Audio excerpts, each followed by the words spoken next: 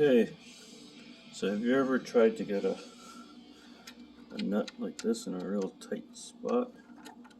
Well, if you've got big fingers, it doesn't really work too well.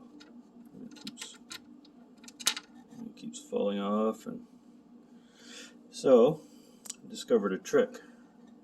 Take the end of a Phillips screwdriver, put the nut on the end, touch it right on the end like this. Oops. You drop it sometimes, put it on top, center it.